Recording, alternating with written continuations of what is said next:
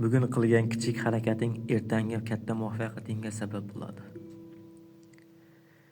Qiyinchiliklar seni to'xtatish uchun emas, kuchli qilish uchun beriladi. O'zingga ishongan kuning hayoting o'zgara boshlagan kundir.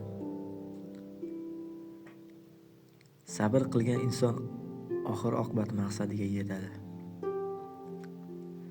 Hech qachon kech emas. Eng to'g'ri vaqt hozir. Har bir yiqilish seni yanada balandroq ko'tarish uchun tayyorlaydi. Orzularingdan voz kechma. Ular sening ichingdagi kuchni uyg'otadi. Bugun qilmagan ishing ertaga seni afsuslantiradi.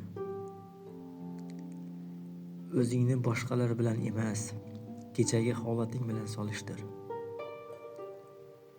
Mehnat jim bo'lsin, natija gapirsin. Sabrsizlik yo'lni uzaytiradi, matonat esa manzilga yetkazadi. Kim bo'lishing emas, kim bo'lishga intilayotganing muhim.